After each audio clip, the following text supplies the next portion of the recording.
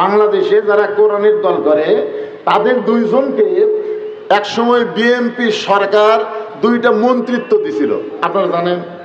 এই দুইজন নেতাই কিন্তু তাদেরকে এই দুনিয়া থেকে ফ্যাসিস্ট সরকার শহীদ করে বিদায় করে দিয়েছে। একটা হলো মতিউর রহমান নিজামী, আর একটা হলো আলী আহসান মুজাহিদ। এই দুইজন কিন্তু মন্ত্রী ছিল কি ছিল না? আপনারা ওনাদের মন্ত্রিত্ব যখন শেষ হলো তখন অনুবীক্ষণ আর দূরবীন যন্ত্র দিয়ে ওনাদের তদন্ত শুরু করলেন। বেগম খালেদা নিজেই বলেছেন এই দুইটা মন্ত্রীর বিরুদ্ধে একটা টাকা আত্মসাৎ করার মতন কোনো অভিযোগ আমরা পাইনি। সোনাল বলেন না কেন? তখন তো বিএনপি সরকার তারপরেও দুইজন কোরআনের কর্মীকে মন্ত্রিত্ব দিয়া বাংলাদেশের সমস্ত মিডিয়ার মাধ্যমে চক্রান্ত করে কিছু করবার চাইছিল, কিন্তু একটা টাকা আত্মসাৎ করার কোনো অভিযোগ তারা পায় নাই। এখান থেকে প্রমাণ হয়ে গেল এই কোরআন যদি বর্তমানে বাংলাদেশে চলে এই কোরআনের কর্মীগুলা কেমন হবে। আপনারা বলেন তো, কোরআনটা যখন বাংলাদেশ চলবে তখন সুন্দরী নারী কারা হবে? যারা বেপর্দা না যারা পর্দা? পর্দানিশী নারী যদি কালো হয়, খাটো হয়, এরপরেও যদি আল্লাহর আইন পর্দা মেনে চলে, আল্লাহর কোরআন তাদেরকেই কেবল সুন্দরী নারী বলে। আমার মায়েরা যারা পর্দার অন্তরালে বসে আওয়াজ শুনতেছেন, খালি পর্দার বসে আওয়াজ শুনলে হবে না, পর্দার ভিতরে থাকা লাগবে। ধরে কোন কথা ঠিক না? 2000 টাকার পায়ের জুতা। আপনি এখন চিন্তা করতেছেন সামনে কাতারে তো নামাজ পড়ো পারে, জুতা কি দরজা থুয়ে সামনে কাতারে যাবো? জুতা থুয়া যাবো? তখন মন বলবে পাগলা, আসে দেখবি জুতা নেই, জুতা হাতত নেই। এখন এই লোকটা বিসমিল্লাহ বলে জুতা হাতত নিয়েছে। কি বলে? কথা কয় না। বিসমিল্লাহ বলে জুতা হাতত নিয়েছে। আপনারা বলেন তো, চোরের ভয়ে কেউ যদি বিসমিল্লাহ বলে জুতা হাতত নেয়, আর সোয়াব হবে না কবিরা গুনাহ হবে? কথা কন না কেন? কি হবে? সোয়াব হবে। ওই কার ভয়ে জুতা লিখছে? কম তো আল্লাহর ভয়ে জুতা লিখছে, চোরের ভয়ে, কিন্তু বিসমিল্লাহ। আজকে আমাদের বাংলাদেশে অনেক চোরেরাও ভাষণ দিবার এসে বিসমিল্লাহ কয়ে শুরু করে। ধরে কোন কথা দেখি খুদলা দেখবেন চামচারা কয় হাইরে নেতার চরিত্র ফুলের মতন পবিত্র, নামাজ পড়ে না একত্ব। এরকম আছে না নাই? বিসমিল্লাহ বলে জুতা হাতত নিয়ে মসজিদের মধ্যে ঢুকতেছে, আল্লাহুম্মা আফতাহলি আবওয়াবা রাহমাতিক। তখন দুই কান্দের ফেরেশতা বলতেছে, আল্লাহ তোমার যে বান্দা বিসমিল্লাহ বলে জুতা হাতত নিয়ে ডান পাও দিয়ে মসজিদে ঢোকার সময় দোয়া পড়তেছে, এর কান্দত আমরা কি লিখবো? লেখা লাগবে না? লেখা লাগবে তো। তখন আল্লাহ বলতেছে, চোরের ভয় আল্লাহর ভয় একই কলিজার মধ্যে যদি রয়, তার কোনোদিন নামাজ কবুল হয় না। লেখ, নামাজ কবুল হবে না। তো নামাজ কবুল করতে কি করা লাগবে? নামাজ কবুল করতে আল্লাহর ভয় নিয়ে মসজিদে ঢোকা লাগবে, জুতার চিন্তা করা যাবে না। যারা চুরি করবে, চোরের বিধান আল্লাহ কোরআনে দিয়েছে, এই বিধান কায়েম করার আন্দোলন করা লাগবে। জোরে কোন কথা ঠিক? কারণ শেখ হাসিনার স্বামী খুব ভালো মানুষ ছিল। শেখ হাসিনার স্বামী কিন্তু খুব ভালো মানুষ। ওনার নাম হলো ডক্টর ওয়াজেদ। উনি একদিন জাফরুল ইসলামের কাছে একটা চাকরির জন্য ছিল, যে গণস্বাস্থ্য ব্যাপারে জাফরুল ইসলাম নাম শোনেননি, ওনার কাছে বলতে যে ভাই আমাকে একটা চাকরি দাও। তো বলে তোমার বউ প্রধানমন্ত্রী, তুমি চাকরি চাও? বলে আমার বউয়ের মতন বউ যেন বাংলার কোনো ঘরে আল্লাহ না দেয়। জাফরুল 8 ঘন্টা কান দিছে। হায় হায়, প্রধানমন্ত্রীর স্বামী কি কয়? মানুষটা খুবই ভালো আসলো ভাই। আমি রংপুর পীরগঞ্জ গিয়ে এই ওয়াজেদ সাহেবের বাড়িতে গেছিলাম। ওনার সমস্ত আত্মীয় স্বজন বলে এত সহজ সরল মানুষ কেউ ছিল না। পীরগঞ্জের মধ্যে সবচাইতে ভালো মানুষ ছিল ডক্টর ওয়াজেদ, কিন্তু শালা পড়ছে খারাপের পাল্লায়। এই জন্যে নারী যদি খারাপ হয়, আপনি মরদ যতই ভালো হন কোনো কাম হবে না। একটা নারী ভালো হলে গোটা বাড়ি ভালো হতে বাধ্য। ধরে কোন কথা ঠিক কিনা? এই জন্যে আপনারা মেয়েদেরকে ইসলামী আন্দোলনের কর্মী করবেন, মেয়েদেরকে কোরআনের শিক্ষা দিবেন, মেয়েদেরকে ঘর সাজানোর শিক্ষা দিবেন। আজকে আমাদের বাংলাদেশে 5 বছর পর পর নেতারা আসে। হাসিনার সময় তো আশায় লাগেনি, আশাও কাম হয়নি, কারণ ভোটই আসছিল না। দিনের ভোট রাতে হচ্ছে। ধরে কোন কথা ঠিক কিনা? হায় হায় রে, এখন সামনে একটা ভালো নির্বাচন আসতেছে, আশা করা যায়। কারণ যে মরদকে আমরা বসাচ্ছি, মরদের নাম জানেন? ইউনুস নবীরে খাইল মাছেতে গিলিয়া, ফেরেশতা পাঠাইলেন আল্লাহ ইসমে আজম দিয়া, দমে দমে সে হরদম পড়ে সে ইসমে আজম, মাছেরই উদর হইতে বাঁচাইলা প্রাণ। একটা মাছ ইউনুস নবীরে গিলা খাইছিল, কিন্তু হজম করার পারেনি। আজকে ভারত বহু চেষ্টা করতেছে বাংলাদেশকে গিলার জন্য, কিন্তু ইউনুসকে দেখাই চিন্তা করতেছে হবে না। এই কিছুদিন আগে মোদী সরকার আমেরিকা গেছিল ডোনাল্ড ট্রাম্পের কাছে, দেখেননি আপনার মিডিয়ার খবর দেখেননি? তখন ভারতের এক সাংবাদিক প্রশ্ন করতেছে ডোনাল্ড ট্রাম্পকে যে বাংলাদেশ সম্পর্কে ডোনাল্ড ট্রাম্প মোদির দিকে তাকায় বলতেছে মোদি যথেষ্ট, কারণ বাংলাদেশে মাথা ঘামানোর আমাকে দরকার নেই, কারণ ডক্টর ইউনুস আগেই মোদি যাওয়ার আগেই হ্যালো হয়ে কাম বসে দিছে। মালটাক তো চিনিস নি রে ভাই, বুড়া হওয়ার জন্য কাম ধীর গতি হচ্ছে। ইউনুস বয়স কত? বয়স হচ্ছে 85 বছর। এখন 85 বছর একটা বুড়া মানুষের কাছ থেকে আপনি জুয়ান মানুষের কাজ চালে হবে? বাংলাদেশের সমস্ত কাজ হবে, তবে ধীর গতিতে হবে, একটা সাইজ মতো হবে। জোরে কোন কথা ঠিক আছে, সাইজ মতো হবে। সেদিন এমন একটা ভাষণ দিয়েছে, আমি শুনেই তো মাথা হাত দিয়ে চিন্তা করতেছি, সমস্ত কে কি চায় সব অনলাইনে দেওয়া হবে। তখন তো কিছু কিছু নেতারা যারা খুব ভোট তাড়াতাড়ি ভোট করার জন্য চেষ্টা করতেছে, ওরা মুকুট কুলুপ দিছে, ওরে বাবা রে, এটা আচ্ছা মাল রে। হাসিনা কি আছে ভারত মনে করছিল আবার বাংলাদেশে ফেরত দিবে, 32 আসার আগে 36 মেনে দিছে। তোর এখন কথা ঠিক কিনা? তোর 32 যদি 36 হয় তাহলে ঢুকে দেখতো তোর কি হয়। যতই পেশাল ফার, ইউনুস মাল বসে আছে। তোর এখন কথা ঠিক কিনা? বিপদত পড়লে আমরা পড়ি লা ইলাহা ইল্লা আনতা সুবহানাকা ইন্নী কুনতু মিনাজ জালিমিন। প্রাসঙ্গিক একটা কথা আপনাদের শোনানো, একটু মনোযোগ দেন। যখন আল্লাহর কোরআন দ্বারস্থ চলবে, তখন কোনো গরিব মানুষকে ধনীদের বাড়ি যাওয়া লাগবে না, বরং ধনীরাই গরিবের দরজায় দরজায় আসবে। এই কোরআন যখন দুনিয়াতে চালু হবে, গরিবেরা ভোটটা ভালো জায়গা দিও বাবা, জায়গা মতো ভোটটা দিও। হ্যাঁ, যাক থাকতেন ভোট দিও না, কারণ আল্লাহর কোরআন দিয়ে বাংলাদেশ চললে একটা গরিব ধনীর বাড়ি যাওয়া লাগবে না, ধনীরা বাধ্য গরিবের ঘরে ঘরে ঘোরা লাগবে। ধরে কোন কথা ঠিক কিনা? কারণ শতকরা 2.5 টাকা যাকাত না দিলে তুই ধনী জান্নাতের দরজায় দিতে পারবি না। তাহলে শতকরা 2.5 টাকা দিবার গেলে 1000 টাকা কত? 25 টাকা। 1 লাখ টাকা 2,500, 1 কোটি টাকা 2.5 লাখ, 100 কোটি 2.5 কোটি, 1000 কোটি, এরকম 1000 কোটি বাংলাদেশে 1,000 লোক আছে, যারকে 1000 কোটি টাকা, এরকম 1,000 লোক বাংলাদেশ আছে। এখন 1000 কোটির কত কোটি 2.5 টাকা না দিলে শতকরা জাহান্নামে। তখন চিন্তা করবি জাহান্নাম থেকে বাঁচবার গেলে টাকা তো দেওয়া লাগবে, যারা টাকা পাবি। এখন কারা পাবে? গরিবরা পাবে। এখন এক ব্যাগ টাকা নিয়ে গরিবের ঘরের দরজা এক ধনী ঘুরতেছে, ভাইরে এক ব্যাগ যাকাতের টাকা নিয়ে আইছি ভাই, তোমাদের যাদের টাকা দরকার দরজা খোলো। সমস্ত গরিব দরজা বন্ধ করে দেয়, দিয়ে বলতেছি ইয়াকা নাবুদু ওয়া ইয়াকা নাস্তাইন, আল্লাহর গোলামি করি, আল্লাহর কাছে সাহায্য চাই, তোর যাকাতের টাকা আমাকে দরকার নেই। কারণ বাংলাদেশে অনেক গরিব আছে, খাটিয়া খাবি, কিন্তু যাকাতের টাকা নিবি না। তোর এখন ঠিক কিনা? আমার এক দাদা ছিল, মারা গেছে, আল্লাহ জান্নাত নসিব করুক। রমজান মাসে বহু লোক এসে আমার দাদাকে দাওয়াত দেয়, মুরব্বী আমাদের বাড়িতে ইফতার।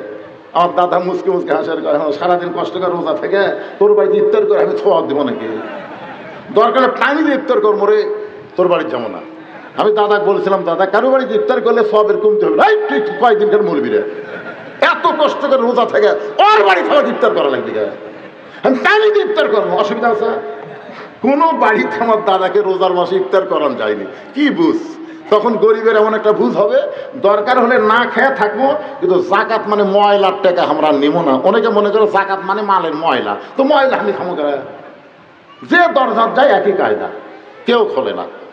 ওই এখন কান্দের কয় আল্লাহ কোরআন দিয়ে যখন রাষ্ট্র চলবে, তখন ধনী না হয়ে গরিব হয় ভালো। এই যে 7টা দিন হলে এক ব্যাগ টাকা নিয়ে ঘুরতেছি, কি যে বিপদত পড়ছে, আল্লাহ টাকা না দিলে আমি আবার জাহান্নামে যাবো, কিন্তু লিখছে না কেউ। 7 দিন ঘুরে ঘুরে যখন আর পাইনি, তখন মনের দুঃখে মরুভূমির মধ্যে গেছে, যা দেখে এক মানুষ বস্তা মাথার দিয়ে ঘুম পাড়তেছে। ব্যাগ আলা মনে করছে চাকরি, আল্লাহ আমার দিকে রহম করছে রে, আজকে গরিব পাইছি। এই মনে করে দিছে সালাম, আসসালামু আলাইকুম। বস্তা আল্লাহ আব্দুল আলহামদুলিল্লাহ।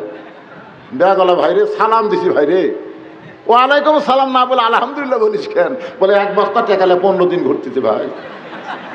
একটা গরিব পাইনি ভাই, তো গরিব মনে করে আল্লাহ শুকর আদায় করছি। আমি ঘুরি 7 দিন, তুই ঘুরিস 15 দিন, গরিব। শোনেন, সুদের অর্থনীতিকে কবর দিয়া যাকাত ভিত্তিক আল্লাহর কোরআনের অর্থনীতি যদি বাংলার জমিনে চালু হয়, এই বাংলাদেশে কোনো গজবের দরজা খোলা থাকবে না, রহমত বরকতের দরজা আল্লাহ খুলে দিবে। জোরে কোন কথা ঠিক? ওই মালেরা বলে চিনি বন্ধ করে দিলাম, লবণ বন্ধ করে দেব, পেঁয়াজ বন্ধ করে দেব, আলু বন্ধ করে দেব, আর ইউনুসকে নিয়ে থাক। হাসিনা না হাসিনা এলে সব বন্ধ করে দিবে। আমি ভারতের পাশে হিলিতে যে ওয়াজ করলাম, একেবারে বর্ডারের কাছে, মানে আমার ওয়াজ ওই পথে শোনা যাচ্ছে। আমি বললাম মালওয়ানের জাতেরা, তোরা বন্ধ করে দিলে কি হবে? রেজেকের মালিক ভারত না, রেজেকের মালিক হচ্ছে আমার আল্লাহ। ধরে কোন কথা ঠিক? রেজেকের মালিককে লা ইলাহা ইল্লাল্লাহ, জোরে লা ইলাহা, সবাই জবান করে লা ইলাহা ইল্লাল্লাহ, লা ইলাহা ইল্লাল্লাহু, লা ইলাহা ইল্লাল্লাহু, লা ইলাহা ইল্লাল্লাহ, লা ইলাহা, লা ইলাহা ইল্লাল্লাহু মুহাম্মাদুর রাসূলুল্লাহ সাল্লাল্লাহু আলাইহি ওয়াসাল্লাম। এতক্ষণ আল্লাহর কোরআনে যখন রাষ্ট্র চলবে, একজন নেতা কেমন হবে? ওমর ফারুকের 2টা ঘটনা শুনে আপনারা বুঝতে পারলেন, ঠিক কিনা বলেন? আপনারা বলেন তো, বাংলাদেশে যারা কোরআনের দল করে, বাংলাদেশে যারা কোরআনের দল করে, তাদের 2 জনকে একসময় বিএনপি সরকার 2টা মন্ত্রিত্ব দিছিল। আপনারা জানেন, এই 2 জন নেতাই কিন্তু তাদেরকে এই দুনিয়া থেকে ফ্যাসিস্ট সরকার শহীদ করে বিদায় করে দিয়েছে।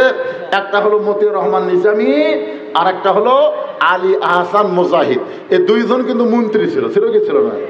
আপনারা ওনাদের মন্ত্রিত্ব যখন শেষ হলো, তখন অনুবীক্ষণ আর দূরবীন যন্ত্র দিয়ে ওনাদের তদন্ত শুরু করলেন।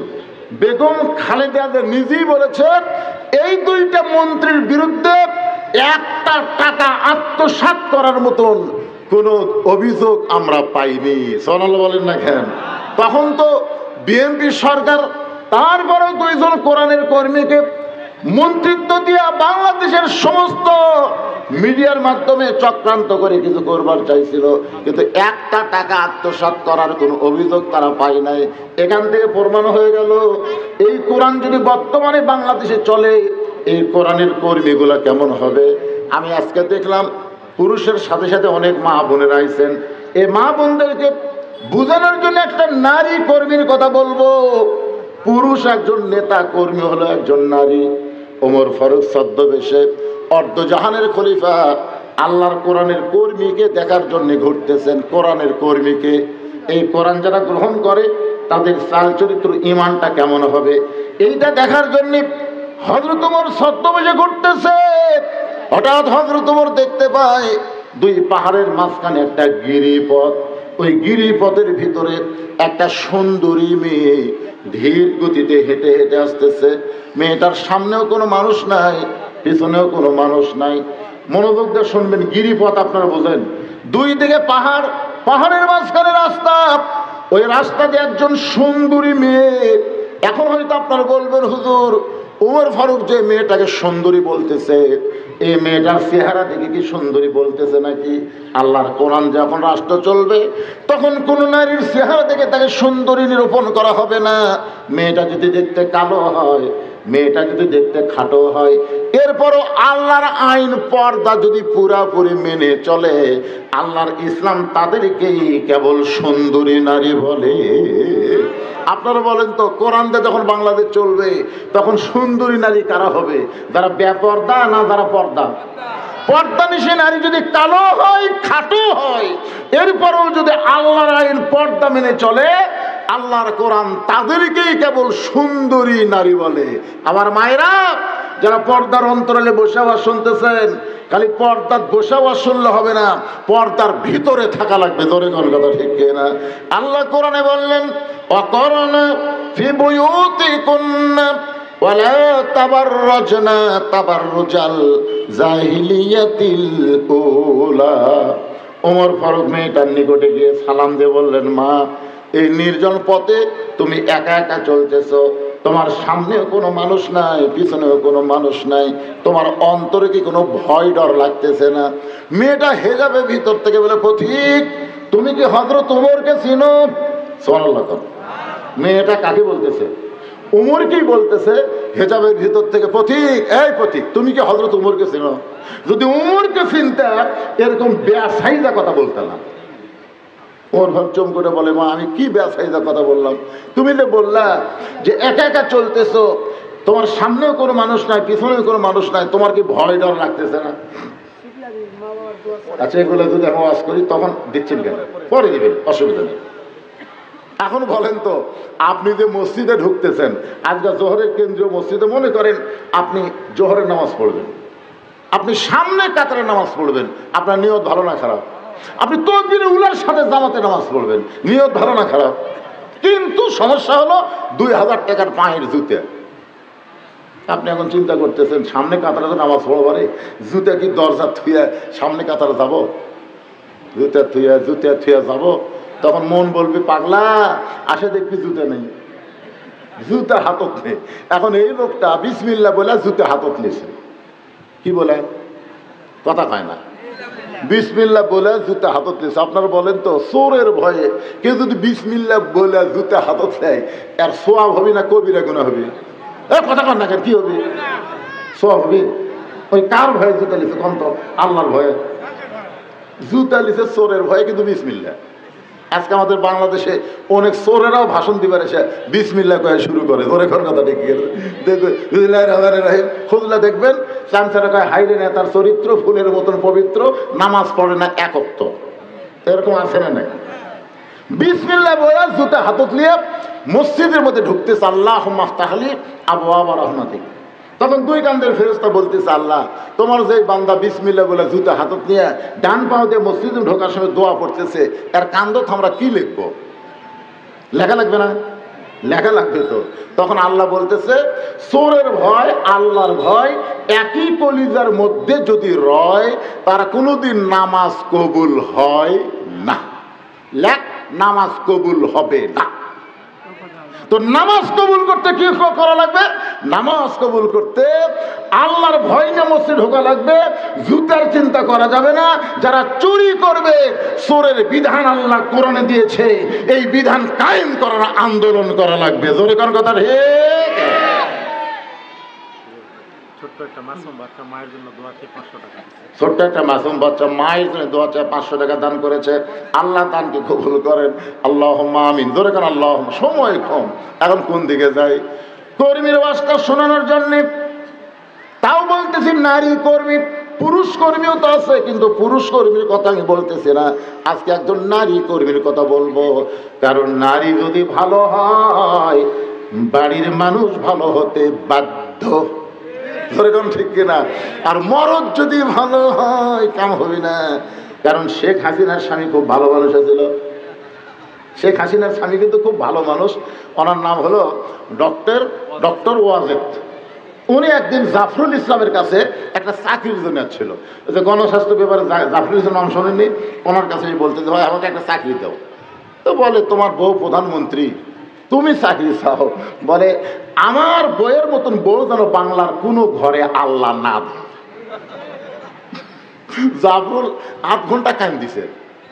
হায় হায়, প্রধানমন্ত্রীর স্বামী কি কয়? মানুষটা খুবই ভালো আসলো ভাই। আমি রংপুর পীরগঞ্জ গিয়ে এই ওয়াজের সাহেবের বাড়িতে গেছিলাম। ওনার সমস্ত আত্মীয় স্বজন বলে, এত সহজ সরল মানুষ কেউ ছিল না। পীরগঞ্জের মধ্যে সবচাইতে ভালো মানুষ ছিল ডক্টর ওয়াজেদ, কিন্তু শালা পড়ছে খারাপের পাল্লায়। এই জন্যে নারী যদি খারাপ হয়, আপনি মরদ যতই ভালো হন, কোনো কাম হবে না। একটা নারী ভালো হলে গোটা বাড়ি ভালো হতে বাধ্য। জোরে কোন কথা ঠিক কিনা? এই জন্যে আপনারা মেয়েদেরকে ইসলামী আন্দোলনের কর্মী করবেন, মেয়েদেরকে কোরআনের শিক্ষা দেবেন, মেয়েদেরকে ঘর সাজানোর শিক্ষা দিবেন। মা ফাতেমা কিভাবে চলেছে, মা ফাতেমার জীবনী মেয়েদেরকে পড়তে দিবেন। দরকার আছে না নাই? মেয়েটা বলে পথিক, তুমি কি হযরত ওমরকে চেনো? যদি হযরত ওমরকে চিনতা তাহলে এরকম বেসাইদা কথা বলতা না। ওমর ফারুক বললেন, মা আমি কি বেসাইদা কথা বললাম?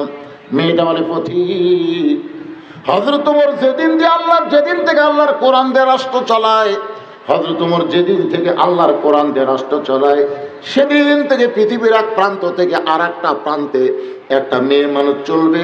ওই মেয়ে মানুষের কলিজায় আল্লাহ ছাড়া অন্য কারো ভয় থাকবে না। কি বুঝলেন? আল্লাহর কোরআন দিয়ে যখন রাষ্ট্র চলবে তখন ভয়। সেদিন ষোড়শী নির্জন পথে যাবে, কোনো জন কটু কথা কবে না। পথে আর প্রান্তরে সম্পদের মোহে পড়ে খুন আর জানি হবে না। সবাই বলেন, যদি মেনে চলি কোরআন, বলেন যদি মেনে চলি কোরআন আর রাসূলের বিধান, সকলেই শান্তিতে থাকবে। বাংলার আকাশে কলিমার পতাকা যেদিন দুলবে। আপনারা কি চান না এই বাংলার আকাশে একদিন কলেমার পতাকা পথ পথ করে উঠবে? রে বাংলার মুসলমান, মেয়েটা বলে পথিক, ওমর যেদিন থেকে কোরআন দিয়ে রাষ্ট্র চালায় সেদিন থেকে পৃথিবীর এক প্রান্ত থেকে আর একটা প্রান্তে একটা মহিলা যাবে, তার কলিজায় আল্লাহর ভয় ছাড়া অন্য কারো ভয় থাকবে না। ওমর ফারুক বললেন, মা তোমার কথা শুনে আমি অত্যন্ত খুশি হইলাম, কিন্তু তুমি যেভাবে চলতেছো তোমার চলন দেখে মনে হচ্ছে তুমি একজন দুঃখী নারী। কারণ ধীর গতি তুমি হাঁটতেছ, তোমার হাঁটা দেখেই মনে হচ্ছে তোমার ভিতরে দুঃখ কাজ করতেছে। মেয়েটা বলে, প্রদীপ আসলেই আমি একজন দুঃখী নারী। আজকে 6 দিন হলে হযরত ওমরকে আমি খুঁজে বেড়াই। কয়দিন? আমার দুঃখের কথা বলার জন্য হযরত ওমরকে আমি খুঁজতেছি 6 দিন হলে। ওমর ফারুক বলে, মা তুমি কি পাগলি হয়ে গেলে নাকি? ওমর হচ্ছে অর্ধ পৃথিবীর খলিফা। ওমরকে যদি পাওয়ার চাও তাহলে গণভবনে যাও, বঙ্গভবনে যাও, সংসদ ভবনে যাও, জায়গা মতো খোঁজ করো। 2 পাহাড়ের মাঝখানে তুমি ওমরকে খুঁজতেছো, তুমি কি পাগলি হয়ে গেছো? মেয়েটা বলে, প্রতীক তুমি জানো না, আল্লাহর কোরআন দিয়ে যখন রাষ্ট্র চলবে তখন নেতা খোঁজা লাগবে না, নেতারাই দুঃখী মানুষকে খুঁজে বেড়াবে। আমার বিশ্বাস, আমি 6 দিন হলো ওমরকে খুঁজতেছি, আর 1-1 দিনের মধ্যে আমি ওমরকে পেয়ে যাবো। সুবহানাল্লাহ খান। কারণ আল্লাহর কোরআন দিয়ে যখন রাষ্ট্র চলবে তখন নেতা খোঁজা লাগবে না, নেতারাই দুঃখী মানুষকে খুঁজে বেড়াবে। আজকে আমাদের বাংলাদেশে 5 বছর পর পর নেতারা আসে। হাসিনার সময় তো আশায় লাগেনি, আশাও কাম হয়নি, কারণ ভোটই আসছিল না। দিনের ভোট রাতে হচ্ছে, জোরে কোন কথা ঠিক কিনা? হায় হায় রে। এখন সামনে একটা ভালো নির্বাচন আসতেছে, আশা করা যায়। কারণ যে মরদকে আমরা বসাচ্ছি, মরদের নাম জানেন? ইউনুস নবীরে খাইল মাছেতে গিলিয়া, ফেরেশতা পাঠাইলেন আল্লাহ ইসমে আজম দিয়া। দমে দমে সে হরদম পড়ে সে ইসমে আজম, মাছেরই উদর হইতে বাঁচাইলা প্রাণ। একটা মাছ ইউনুস নবীরে গিলা খাইছিল, কিন্তু হজম করার পারেনি। আজকে ভারত বহু চেষ্টা করতেছে বাংলাদেশকে গিলার জন্য, কিন্তু ইউনুসকে দেখাই চিন্তা করতেছে হবে না। এই কিছুদিন আগে মোদী সরকার আমেরিকা গেছিল ডোনাল্ড ট্রাম্পের কাছে, দেখেননি আপনার মিডিয়ার খবর দেখেননি? তখন ভারতের এক সাংবাদিক প্রশ্ন করতেছে ডোনাল্ড ট্রাম্পকে যে বাংলাদেশ সম্পর্কে ডোনাল্ড ট্রাম্প মোদির দিকে তাকায় বলতেছে মোদি যথেষ্ট, কারণ বাংলাদেশকে মাথা ঘামানোর আমাকে দরকার নেই, কারণ ডক্টর ইউনুস আগেই মোদি যাওয়ার আগেই হ্যালো কে কাম বসে দিছে। মালটার তো চিনিস নি রে ভাই, বুড়া হওয়ার জন্য কাম ধীর গতি হচ্ছে। ইউনুস বয়স কত? বয়স হচ্ছে 85 বছর। এখন 85 বছর একটা বুড়া মানুষের কাছ থেকে আপনি জুয়ান মানুষের কাজ চালে হবে? বাংলাদেশের সমস্ত কাজ হবে, তবে ধীর গতিতে হবে, একটা সাইজ মতো হবে। জোরে কোন কথা ঠিক আছে? সাইজ মতো হবে। সেদিন এমন একটা ভাষণ দিয়েছে, আমি শুনেই তো মাথা হাত দিয়ে চিন্তা করতেছি, সমস্ত কে কি চায় সব অনলাইনে দেওয়া হবে। তখন তো কিছু কিছু নেতারা যারা খুব ভোট তাড়াতাড়ি ভোট করার জন্য চেষ্টা করতেছে, ওরা মুকুট কুলুপ দিছে, ওরে বাবা রে, এটা আচ্ছা মাল রে। হাসিনা কি ভারত মনে করছিল আবার বাংলাদেশে ফেরত দিবে, 32 আসার আগে 36 মেনে দিছে। তোর এখন কথা ঠিক কিনা? তোর 32 যদি 36 হয় তাহলে ঢুকে দেখতো তোর কি হয়। যতই পেশাল ফার ইউনুস মাল বসে আছে। তোর এখন কথা ঠিক কিনা? বিপদ পড়লে আমরা পড়ি লা ইলাহা ইল্লা আনতা সুবহানাকা ইন্নী কুনতু মিনাজ জালিমিন। প্রাসঙ্গিক একটা কথা আপনাদের শোনানো, একটু মনোযোগ দেন। যখন আল্লাহর কোরআন দ্বারস্থ চলবে তখন কোনো গরিব মানুষকে ধনীদের বাড়ি যাওয়া লাগবে না, বরং ধনীরাই গরিবের দরজায় দরজায় আসবে। এই কোরআন যখন দুনিয়াতে চালু হবে, গরিবেরা ভোটটা ভালো জায়গা দিও বাবা, জায়গা মতো ভোটটা দিও। হ্যাঁ, যাক থাকতেন ভোট দিও না, কারণ আল্লাহর কোরআন দিয়ে বাংলাদেশ চললে একটা গরিব ধনীর বাড়ি যাওয়া লাগবে না, ধনীরা বাধ্য গরিবের ঘরে ঘরে ঘোরা লাগবে। জনগণ কথা ঠিক কিনা? কারণ শতকরা 2.5 টাকা যাকাত না দিলে তুই ধনী জান্নাতের দরজায় দিতে পারবি না। তাহলে শতকরা 2.5 টাকা দিবার গেলে 1000 টাকা কত? 25 টাকা। 1 লাখ টাকা 2,500, 1 কোটি টাকা 2.5 লাখ, 100 কোটি 2.5 কোটি, 1000 কোটি, এরকম 1000 কোটি বাংলাদেশে 1,000 লোক আছে, যারকে 1000 কোটি টাকা, এরকম 1,000 লোক বাংলাদেশ আছে। এখন 1000 কোটির কত কোটি 2.5 টাকা না দিলে শতকরা জাহান্নামে। তখন চিন্তা করবি জাহান্নাম থেকে বাঁচবার গেলে টাকা তো দেওয়া লাগবে, যারা টাকা পাবি। এখন কারা পাবে? গরিবরা পাবে। এখন এক ব্যাগ টাকা নিয়ে গরিবের ঘরের দরজা এক ধনী ঘুরতেছে, ভাইরে এক ব্যাগ যাকাতের টাকা নিয়ে আইছি ভাই, তোমাদের যাদের টাকা দরকার দরজা খোলো। সমস্ত গরিব দরজা বন্ধ করে দেয়, দিয়ে বলতেছি ইয়াকা নাবুদু ওয়া ইয়াকা নাস্তাইন, আল্লাহর গোলামি করি, আল্লাহর কাছে সাহায্য চাই, তোর যাকাতের টাকা আমাকে দরকার নেই। কারণ বাংলাদেশে অনেক গরিব আছে, খাটিয়া খাবি কিন্তু যাকাতের টাকা নিবি না। তোর এখন ঠিক কিনা? আমার এক দাদা ছিল, মারা গেছে, আল্লাহ জান্নাত দান করুক। রমজান মাসে বহু লোক এসে আমার দাদাকে দাওয়াত দেয়, মুরব্বী আমাদের বাড়িতে ইফতার। আমার দাদা মুসকে মুসকে হাসার করে, সারাদিন কষ্ট করে রোজা থেকে তোর বাড়িতে ইফতার করে আমি ছোঁয়া দেবো নাকি? দরকারে পানি দিয়ে ইফতার করবো রে, তোর বাড়ির যাবো না।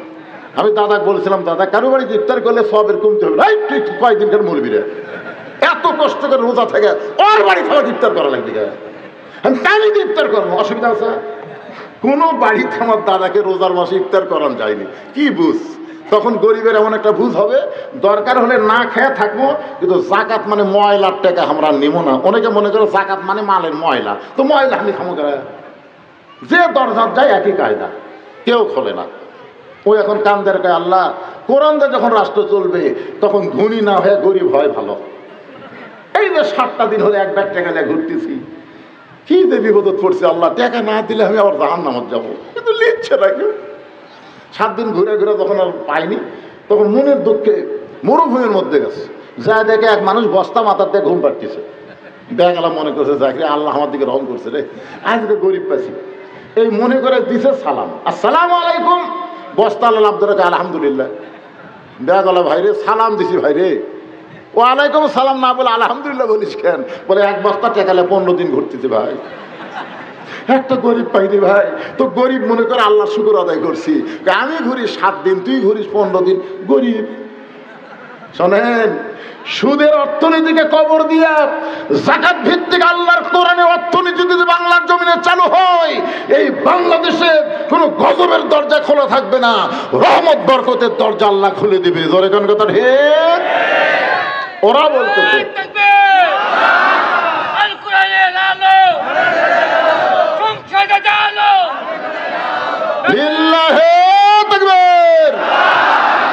ওরা বলতেছে আপনাদের 5 দিন পাশে হিলি নাই, হিলি পার হলে তো মালিকের বাড়ি। ওই মালেরা বলে চিনি বন্ধ করে দিলাম, লবণ বন্ধ করে দেব, পেঁয়াজ বন্ধ করে দেব, আলু বন্ধ করে দেব, আর ইউনুসকে নিয়ে থাক। হাসিনা না, হাসিনা এলে সব বন্ধ করে দেবে। আমি ভারতের পাশে হিলিতে যে ওয়াজ করলাম, একেবারে বর্ডারের কাছে, মানে আমার ওয়াজ ওই পথে শোনা যাচ্ছে। আমি বললাম মালওয়ানের জাতেরা, তোরা বন্ধ করে দিলে কি হবে? রেজেকের মালিক ভারত না, রেজেকের মালিক হচ্ছে আমার আল্লাহ। ধরে কোন কথা ঠিক? রেজেকের মালিককে আল্লাহ কোরআনে বলেন, ফালিয়াবুদু রব্ব হাযাল বাইত আল্লাযী আত'আমাহুম মিন জু'ইন ওয়া আমানাহুম মিন খাউফ।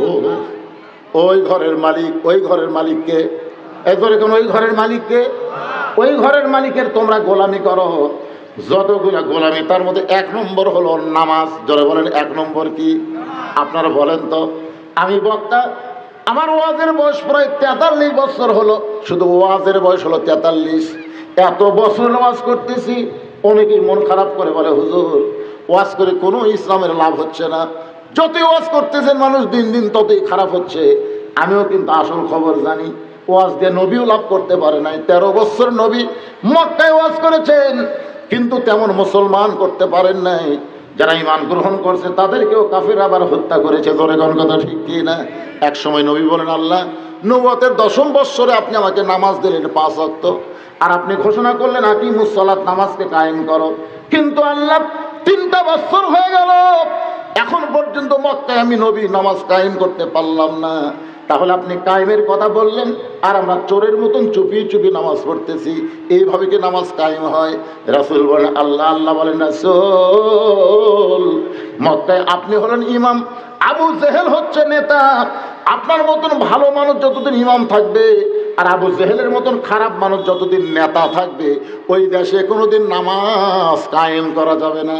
নামাজ যদি কায়েম করতে চান, তাহলে ইমাম যেমন ভালো হবে, নেতাকেও তেমন ভালো হওয়া লাগবে। আমাদের বাংলাদেশে ইমামগুলো সব ভালো, আর নেতাগুলো সব আবু জেহেল মার্কা হলো, তাহলে নামাজ কিন্তু কায়েম করা যাবে না। নামাজ কায়েম করতে গেলে ইমামের সাথে সাথে নেতাকেও ভালো হওয়া লাগবে। রাসূল বলে, আল্লাহ তাহলে সেই নেতা কবে হবে? আল্লাহ বলেন, হাবিব দরকার হলে জায়গা পরিবর্তন করা লাগবে, দরকার হলে প্রয়োজন পড়লে জায়গা পরিবর্তন করা লাগবে। হয়তো মক্কা থেকে সঠিক নেতৃত্ব দেওয়ার জন্য আপনাকে মদিনায় হিজরত করা লাগতে পারে। নবী আমার 13 বছর বয়স, 13 বছর নবুয়তের 13 বছর বয়সে নবী আমার হিজরত করলেন মদিনায়। মদিনায় আসার পরে আল্লাহ নবী সর্বত্র একটা মসজিদ বানালেন, সে মসজিদের নাম হলো মসজিদে কোবা। আল্লাহ বললেন, আল্লাযীনা ইম্মাক্কানাহুম ফিল আরদ, মুসলমানের মধ্যে কাউকে যখন ক্ষমতার চেয়ার দেওয়া হবে, তার 1 নম্বর দায়িত্ব হলো আকামুস সালাত, নামাজকে কায়েম করা। নামাজ যখন কায়েম করবেন, ওই ঘরের মালিকের গোলামি হয়ে যাবে। আর ওই ঘরের মালিকের গোলামি করার সঙ্গে সঙ্গে আল্লাহ তাআলা 2টা পুরস্কার আমাদেরকে দিবে। 1 নম্বর পুরস্কার হলো রিজিকের কোনো পেরেশানি থাকবে না। সমস্ত রিজিক দিয়ে আল্লাহ আমাদের দুনিয়াকে ভরপুর করে দিবে। জোরে গান সুবহানাল্লাহ। ক্ষুধা দারিদ্র থাকবে না, ক্ষুধাও থাকবে না, দারিদ্রও থাকবে না। আর 2 নম্বর পুরস্কার হলো ওয়া আমানাহুম মিন খাউফ, যাবতীয় ভয় ভীতি থেকে আল্লাহ তাআলা পুরাপুরি নিরাপত্তা দিয়ে দিবে। ভারত হয়তো মাঝে মধ্যে বলবে তোমাদের পলানোর কোনো জায়গা নাই। কিছুদিন আগে একজন বলেছিল ভারত ইচ্ছা করলে বাংলাদেশকে ধরতে পারে, 15 দিনের মধ্যে বাংলাদেশ দখল করে নেবে। বাংলার মুসলমান পলানোর কোনো রাস্তা পাবে না। 3 দিকে হলো ভারত, একদিকে বঙ্গোপসাগর। এরকম কথা বলে হুমকি দেয়, কিন্তু আমরা বলবো আমানাহুম মিন খাউফ, আমরা আল্লাহর গোলামি করার কারণে আমাদের কলিজার মধ্যে আল্লাহ ছাড়া অন্য কারো ভয়। মার, কি মারবি? বম মারবি, মার। আমাদের জাতির পিতার খবর জানি না খেলে নমরুদ আগুন জ্বলাইছে, এত কষ্ট করে নমরুদ দাউ দাউ করে আগুন জ্বলাইছে। সে আগুন যদি আমাদের জাতির পিতার জন্য আল্লাহ শান্তির বাগান করে দেওয়ার পারে, তোদের এটম বোমাও আল্লাহ তাআলা বাংলার মাটির জন্য মিষ্টি তরমুজও বানাবার পারে। কথা বলেন, পারে কি পারে না? আমাদের জাতির পিতাকে যখন জিবরাইল বলতেছে, ইব্রাহিম নিচের দিকে তাকা দেখাতো, যে হারে দাউ দাউ করে আগুন জ্বলতেছে, খালি রশি ধরে টান মারবি আর আগুনের মধ্যে পুড়ে যাবেন। ইব্রাহিম নবী মুচকি মুচকি হাসে। জিবরাইল বলে, হাসেন কেন? বলে, হাসার কারণ হলো তোমার কথা শুনে। যেরকম মতিউর রহমান নিজেকে উকিল বলতেছে, যদি আপনি চান তাহলে রাষ্ট্রপতির কাছে দরখাস্ত লাগেন, রাষ্ট্রপতি যদি দয়া করে আপনাকে মাফ করে, ফাঁসির দণ্ড মওকুফ হয়ে যাবে। মতিউর রহমান নিজে খালি মুচকি মুচকি হাসে। উকিল বলে, স্যার হাসেন কেন? বলে, হাসার কারণ হলো তোমার কথা শুনে। তুমি বলতেছো রাষ্ট্রপতির কাছে দরখাস্ত লিখতে। আরে পাগলা, স্বাধীনতার পরে আমি 3টা রহমানকে ক্ষমতার থাকা অবস্থায় মরা দেখছি। 3টা রহমান। কয়টা রহমান? একটা হলো শেখ মুজিবুর রহমান, একটা হলো জিয়াউর রহমান, একটা হলো জিল্লুর। তো যারা প্রেসিডেন্ট থাকা অবস্থায় নিজেরাই মরে যায়, একজন ইমানদার ইমাম থাকা অবস্থায় তাদের কাছে জীবন ভিক্ষা চাবে না, কারণ যারা নিজেই মরে তার কাছে জীবন ভিক্ষা কেউ চায়। তখন উকিল বলতেছে এই গোয়ার্কের কারণে তো আপনার ফাঁসি হবে। মতিউর নিজামী মুস্কি মুস্কি হাসার বলে, ওয়ালা তাকুলু লিমান ইউকতালু ফি সাবিলিল্লাহি আমওয়াতুন বাল আহইয়াউ ওয়ালাকিন লা তাশউরুন। কি বুঝলেন এই আয়াতের অর্থ? কি বুঝলেন? ফাঁসি হবে। জোরে গান ফাঁসি হবে। শহীদ মতিউর রহমান নিজামী, শহীদ আলী আহসান মুজাহিদ, শহীদ শহীদ মীর কাসেম, এদের নামের আগে শহীদ শব্দ উচ্চারণ করা হয়। জোরে গান কথা ঠিক ঠিক না? আর শহীদেরা মরে না, শহীদদেরকে আল্লাহ কিয়ামত পর্যন্ত অমর করে রাখে। সুবহানাল্লাহ কবেন না ভাইজান? একটু মনোযোগ দিয়ে শোনেন। মেয়েটা বলে পথিক 6 দিন হলো আমি ওমরকে খুঁজতেছি, আর 1 দিনের মধ্যেই যদি ওমরকে না পাই তাহলে আসল জাকাত বিচার দিব। কয় জাকাত? বেশি জাকাত দরকার নেই তো। কি জজ কোর্ট, হাইকোর্ট, সুপ্রিম কোর্ট, অত কোর্ট কি রে? 1 কোর্ট। আমাদের কয় কোর্ট? আরো জোরে বলেন কয় কোর্ট? বেশি ভেজাল করিস না, জাগা মতো কিন্তু বিচার দেব। আয় আয়, তোর বিচার আল্লাহ করবি রে। মেয়েটা যেই মাত্র কইছে 6 দিন হলো ওমরকে খুঁজতেছি, আর 1 দিনের মধ্যে যদি না পাই তাহলে আসল জায়গায় বিচার দিব। ওমর ফারুক হাঁটু গেড়ে বসে মেয়েটার সামনে বললেন, মা আসল জায়গায় বিচার দিও না, আমি হলাম ওমর। মেয়েটা বলতেছে আমার ইমান বিজয় হয়েছে। আমি মনে করছিলাম 7 দিনের মধ্যেই পাবো, কিন্তু 6 দিনের মধ্যেই পেলাম। তো চোরের মতন একা একা ঘুরতেছেন, আপনার চামচা নাই। দেখেন দেখেন কর্মীর কথা দেখেন। একটা কর্মী, আপনি অর্ধ পৃথিবীর খলিফা, 1 লাখ লাখ ঘুরতেছেন, আপনার চামচা নেই। আপনার বলেন তো চামচা পালবার গেলে টাকার দরকার আছে না নাই? ওমর ফারুকের কি খুবই টাকা হলে লম্বা জুব্বাত লোকমা খালো কেন? আজকে আমাদের নেতাকে চামচা আছে না নাই? বালতি দিয়ে চাউল দেয়। তো বালতিতে চেয়ারম্যান চাউল দিছে, গরিব মাপা থেকে 800, লেখা কাগজ আছে 10 কেজি, মাপা হতো 800। মনে মনে চিন্তা করে কেরি দাঁড়ি পল্লা কুটি গেল। দাঁড়ি পল্লা যে হাইকোর্ট থেকে বাতিল করে দিছে, বুঝছেন না? দাঁড়ি পল্লা হাইকোর্ট থেকে বাতিল, এখন বালতি দিয়ে চৌকিদার দাগ দিয়ে দিয়েছে, দাগ পর্যন্ত চাউল দিব, দাগ পর্যন্ত আসে দেয়, মাপা হতো 800। সব গরিব 800 নিয়ে যায়, কিন্তু ওর আবার মনের মধ্যে একটু জিত, লোকমা দেবো, দেখি তো লোকমা দেবো। তুই আস্তে আস্তে এই ব্যাগ নিয়ে এসে চেয়ারম্যানকে বলতে, চেয়ারম্যান সাহেব লেখা আছে 10 কেজি, আর আপনি দিচ্ছেন 800।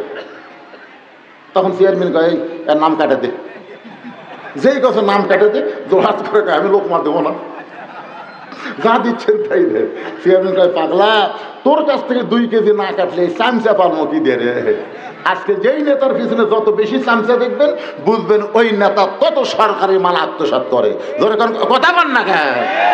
একটা নেতা ছিল না, কথাই খেলা হবে, এর এত চামচা, মঞ্চ তুললে মঞ্চ পর্যন্ত ভেঙে যায়। ধরে কোন কথা ঠিক কি না? একটু মনোযোগ দিয়ে খেয়াল করবেন। আপনি একা একা ঘুরতেছেন, আপনার কি কোনো চামচা নাই? সঙ্গে সঙ্গে ওমর ফারুক আল্লাহর কোরআন থেকে তেলাওয়াত করতেছেন, ইন্নামাল মুমিনুনা আল্লাযীনা ইযা যুকিরাল্লাহু ওয়াজিলাত কুলুবুহুম ওয়া ইযা তুলিয়াত আলাইহিম আয়াতুহু জাদাতুহুম ঈমানা ওয়া আলা রাব্বিহিম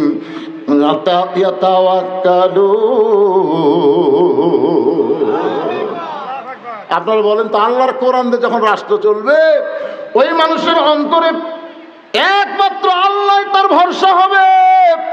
দুনিয়ার কেউ তার কোনো ক্ষতি করতে পারবে না, আল্লাহ পাক নিজেই তার বডিগার্ড হয়ে থাকবে।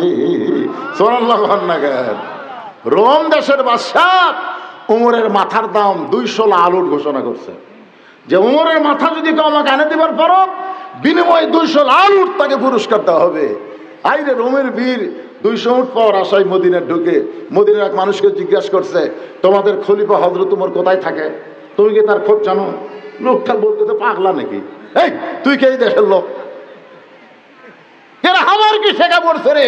উমর কোথায় থাকে? বড় উমরের বড় শেখা, আমি কোথায় আছি? সুবহানাল্লাহ। দেখছেন রোমের বীর কই পাগলা নাকি রে? যার জন্য রোমের বাদশা থরথর করে কাঁপে পানি খায়, আর সেই উমরের খবর সালামি কয় আমার কি ঠেকা? উমরেরই ঠেকা, যা উমরের দেখো আমি কোথায় আছি, যা। মানে উমরের খবর ওই জানে না, উমর আর খবর জানে। সুবহানাল্লাহ না কেন? কিছু দূর যাওয়ার পরে একজনকে বলতে যে ভাইজান, তোমাদের প্রেসিডেন্ট হযরত ওমর কোথায়? তুমি কি বলতে পারো? লোকটা বলে, আমার মনে হয় তুমি এই দেশের মানুষ না, আমাদের কোনো প্রেসিডেন্ট নাই, আমাদের একজন আমির আছে, আমাদের একজন কি আছে, আতিউল্লাহ ওয়া আতিউর রাসূল ওয়া উলিল আমরি মিনকুম। আমাদের একজন আমির আছে, তার কোনো বাড়ি ঘর নাই, তার কোনো সংসদ ভবন নাই, তার কোনো গণভবন নাই। ওই যে মরুভূমির একটা গাছ দেখতেছো, ওই গাছের ছায় মাঝে মধ্যে আমাদের আমির ঘুম পাড়ে, মাঝে মধ্যে আমাদের আমির ঘুম পাড়ে। আমার মনে হয় আজকে সেই ঘুম পাড়ার দিন। সুবহানাল্লাহ বলেন। আজকে সেই ঘুম পাড়ার দিন। রোমের বীর তরবারি নিয়ে গাছের ডালে বসে আছে, কিছুক্ষণ পরে দেখতে পায় একটা মানুষ এই মাত্র মনে হয় আলু বান্ধা দিয়ে, এই মাত্র মনে হয় আলু তুলে, এই মাত্র মনে হয় দুনিয়ার কাজ কাম করে, উদ্ভ্রান্ত চেহারা নিয়ে ক্লান্ত পরিশ্রান্ত হয়ে ওই গাছের ছায় এসে শুয়ে পড়লেন। ডান হাতখানা বালিশ বানালেন, ডান হাতখানা বালিশ বানাইয়া গায়ের চাদর বিছাই দিয়া ওমর ফারুক এই ডান হাতখানা বালিশ বানায়া আল্লাহুম্মা বিসমিকা আমুতু আহিয়া দোয়া পড়ে। দোয়া পড়াও সারা, ঘুম ধরাও সারা। জোরে গান সুবহানাল্লাহ। দোয়া যেই মাত্র পড়েছে সঙ্গে সঙ্গে ঘুমের সাউন্ড পাওয়া যায়। রোমের বীর গাছের ডাল থেকে শুনতে পারে ওমর ফারুক নাক ডেকে ঘুম পাড়তেছে। এর আশেপাশে কোনো বডিগার্ড নেই, অর্ধ পৃথিবীর খলিফা নাক ডেকে ঘুম পাড়ে। আর আমাকে মেম্বর জুতার শব্দ শুনে বোক মা কয়ে চাপা ধরে। আর রাস্তা দিয়ে রাত্রে জুতা মানে জুতা মধ্যে যাচ্ছে, বোক মা বোকে আমার মা কবে। এখন মনে হচ্ছে র্যাব যাচ্ছে, মানে জুতার শব্দ শুনে মনে করে র্যাব যাচ্ছে। কেন তুই র্যাব দেখে ভয় করিস কে রে? ও ঘুম মারছ। চিন্তা করে দেখেন, একটা নেতাও খুঁজে পাওয়া যাচ্ছে না। পাচ্ছেন? আপনাদের 5 বিঘা এলাকার মেম্বার থেকে শুরু করে প্রধানমন্ত্রী পর্যন্ত পড়ে গেছে খালি এই মেরে খাওয়ার জন্য। দরকার কি কথা কর না কেন ভাইরে, কথা কবেন না। 15.5 বছর আমি অ্যাঙ্গেলে ওয়াজ করছি, অ্যাঙ্গেলের দিন শেষ, এখন ডাইরেক্টের বাংলাদেশ। জোরে কোন কথা ঠিক না? এখনো অ্যাঙ্গেলে মারা লাগবে। চিন্তা করে দেখে যে অর্ধ পৃথিবীর খলিফা গাছের ছায়ে বালু ছাড়া চাদর বিছায়া ডান হাতত মাথার বালিশ বানায় দোয়া পড়াও সারা, ঘুম ধরাও সারা। আর আমাকে নেতাকে ঘুম আছে, ঘুমের বড়ি খায় মুঠে মুঠে, তাও ঘুম ধরে না, মারা খাচ্ছে যে। ওমর ফারুক যখন ঘুমায় গেছে, রোমের বীর গাছের ডাল থেকে চিন্তা করে এই মানুষের মাথার দাম 200 উট কেন ঘোষণা করলো? এক মারা তো সহজ ব্যাপার, মারা সহজ। কেরে যে আরো শুতে পড়ছে, নামমো, গলা কাটমো, ব্যাগের মধ্যে তোলমো, যাবো। একটা দুম্বে যথেষ্ট, আর 200 লাল উট। এই মনে করে রোমের বীর ব্যাগের ভিতর থেকে তরবারি বের করে তরবারি ধার চেক করতেছে, কারণ বেশি দেরি করা যাবে না, 1 শট দিয়ে কাম সারা লাগবে। এই মনে করে তরবারি ধার দিকে যেই মাত্র তাকাইছে, দেখে হযরত ওমরের দেহ আবৃত করে বিশাল একটা বাঘ দাঁড়িয়ে আছে। ওয়া আলা রাব্বিহিম ইয়াতাওয়াক্কালুন। বাঘ এমন ভাবে দেহ আবৃত করে দাঁড়াইছে, কিছুক্ষণ পরে বাঘ মাথা এরকম ওমর ফারুককে ছায়া দিচ্ছে, গাড় কাত করে দেয়, বীরের দিকে তাকাবে। আরে বাবা, ওই বাঘের চোখের থেকে একটা আলো রোমের বীরের কলিজার মধ্যে ঢুকে একদিকে তরবারি ফেলে দিয়ে আর একদিকে রোমের বীর পড়ে বাঘ বাঘ বাঘ বাঘ বলে চিৎকার করে আর সরসর করে পেশাব করে দেয়। ভয়ের ঠেলায় খাড়া হয়ে পেশাব শুরু করছে। ওমর ফারুক ঘুম থেকে চেতন করে, এই বাঘ বাঘ করিস, এই বাঘ কুড়ি রে। চোখ খোলা দেখে কেউ নাই। তুমি কে? বলে রোমের বীর। তো রোমের বীরের এরকম বেসাইদা সাইজ কেন? তরবারি পড়ে আছে, ডানায় পেশাব করো। বলে আপনার মাথার দাম 200 লাল উট। ওগো কি এমন আমল করেন যে আমল করার কারণে আপনার দেহ একটা বাঘ আবৃত করে রাখে? ওমর ফারুক বললেন, ওয়াইযা তুলিয়া আলাইহিম আয়াতুহু জাদাতুহুম ঈমানা ওয়া আলা রাব্বিহিম ইয়াতাওয়াক্কালুন। ভাইজান, আল্লাহর কোরআন যখন চালু হবে, মেয়েরাও তখন ইসলামের কর্মী হবে। মেয়েদের 1 নম্বর আমল হচ্ছে পর্দা। মেয়েরা পর্দার ভিতরে থাকবে। আমার মায়েদের বলতেছে, মা আর ছেলেদেরকে বলবো, এই বয়স থেকে যদি ইসলামে আন্দোলনের কর্মী হবার চাও, তোমাদের 5 ওয়াক্ত নামাজ জামাতে পড়া লাগবে। ধরে বলেন কয় ওয়াক্ত? 5 ওয়াক্ত নামাজ যদি জামাতে পড়েন, আল্লাহর কোরআন বলতেছে, ইন্নাস সালাতা তানহা আনিল ফাহশাই ওয়াল মুনকার। একমাত্র নামাজে পারে মানুষকে যাবতীয় খারাপি থেকে বাঁচাই দিতে। আল্লাহ তাআলা বক্তা এবং শ্রোতা সবাইকে আমল করার তৌফিক দান করুক। সকলে বলি আমিন। জোরে বলে আল্লাহুম্মা আমিন। আপনার ব্যাগের মধ্যে সবাই দান করছেন তো? ইনশাআল্লাহ সবাই দান করছেন। হুজুর টাকা গুনছেন আপনারা? তার বহু টাকা পাচ্ছেন, বহু টাকা গোনায় শেষ হয়নি। খুচরা টাকা, মাশাআল্লাহ। এই ফাঁকে আরো 2000 টাকা আমার হাতের মধ্যে এসে গেছে। ইস্তেগফার করেন। আর আপনি যদি কারো মন চাই যে হুজুর এই মাদ্রাসায় আমরা কোরআন শরীফ বাবদ কিছু টাকা দান করব, একটা কোরআন মাত্র 500 টাকা, আপনি 500 টাকা